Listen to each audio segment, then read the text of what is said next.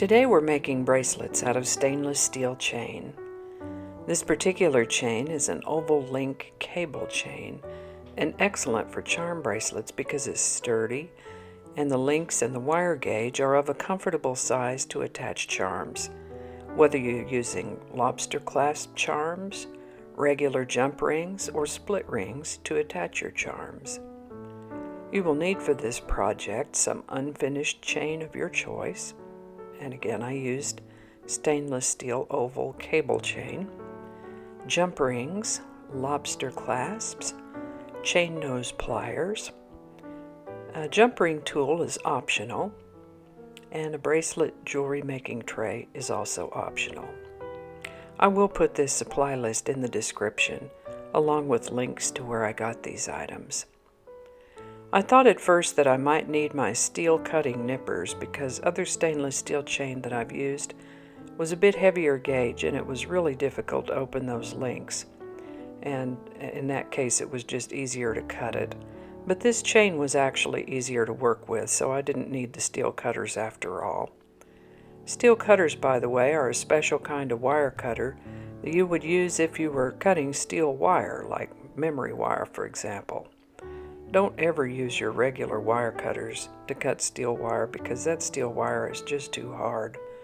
Your regular cutters are made for cutting softer wires like copper, brass, silver, or aluminum. If you try to cut steel wire with your regular cutters, you will damage the cutters. Nobody wants that. So as I begin making these bracelets, I know the clasp will add a little bit of length to the bracelet. So with the very first bracelet, I added the clasp to the end of the chain and measured it around on this bracelet making tray. The bracelet making tray again is optional, and I've certainly made hundreds, maybe thousands of bracelets before I ever had one of these. So if you don't have a bracelet making tray, don't worry about it. It's easy enough to use a ruler to measure the length. But if you make a lot of bracelets, this tray is a handy thing to have. So I'm starting with the 7.5 inch bracelets, and I'll take one of the jump rings and open it, and the lobster clasp, add the chain and close the jump ring. Then I'll lay it in the circle for the 7.5 inch bracelet to check the length.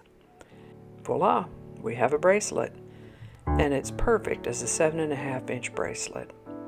We'll make 5 more of these for a total of 6 bracelets, and with the rest of them, since we already have one at perfect length, we can measure the chains against this one for the others. And when we get these done, then we'll move on to 6.5 inch bracelets. We'll do them the same way, using the 6.5 inch circle to measure them. Then I wanted to make some 8.5 inch bracelets.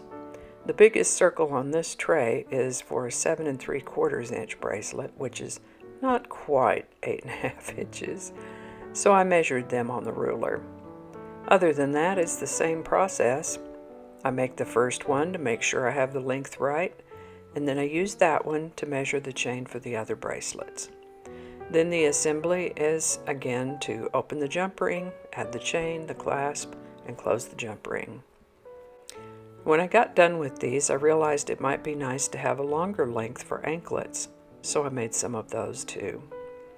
The anklet chains are about 11 inches in length and are easily adjustable to a shorter length if you actually have slender ankles by putting the clasp a little farther up the chain and having a few links to dangle.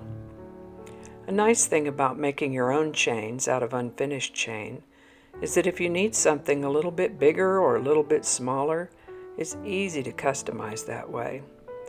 And a nice thing about the stainless steel is that it is hypoallergenic, so you don't have to worry about silver tarnishing or plated metal wearing off.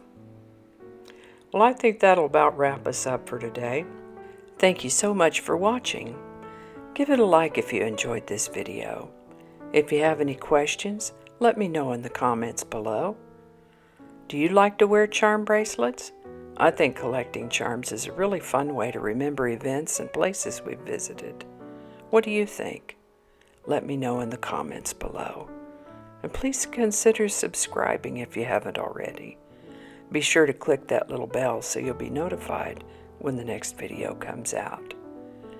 Thanks again for watching, and I'll see you next time.